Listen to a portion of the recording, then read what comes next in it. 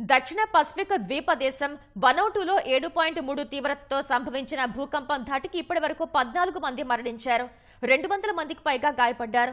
శిథిలాల కింద చిక్కుకున్న వారి కోసం రాత్రంతా సహాయక చర్యలు కొనసాగాయి. వనౌటులో భూకంపం కమ్యూనికేషన్, ఇతర మౌలిక సదుపాయాలకు విస్తృతంగా నష్టం కలిగించిందని నివేదికలు వెల్లడించారు. వనౌటులోని అతిపెద్ద నగరమైన పోర్ట్ విలాకు పశ్చిమాన 30 కిలోమీటర్ల దూరంలో 57 కిలోమీటర్ల లోతులో భూకంప కేంద్రం నమోదైంది. భూకంపం సంభవించిన 2 గంటల్లోపే సునామీ హెచ్చరికను ఉపసంహరించుకున్నారు. తర్వాత భారీ ప్రకంపనలు వచ్చాయి. వాటి ధాటికి వనౌటులో ప్రధాన ఆసుపత్రి విలా సెంట్రల్ తీవ్రంగా దెబ్బతింది. రహదారులు దెబ్బతింటం వల్ల విమానాశ్రయం, సముద్ర ఓడరేవులకు సంబంధాలు నిలిచిపోయి సహాయక చర్యలకు ఆటంకం కలుగుతోంది. నివాసితులు మరో 24 గంటల పాటు తీర ప్రాంతాలకు దూరంగా ఉండాలని అధికారులు కోరారు. అమెరికా, బ్రిటన్, ఫ్రాన్స్, న్యూజిలాండ్ సహా అనేక దౌత్య కార్యకలాపాలు ఉన్న భవనం దెబ్బతింది. అంతర్జాతీయ షిప్పింగ్ టెర్మినల్ వద్ద భారీ కొండ చర్యలు విరిగిపడ్డాయి.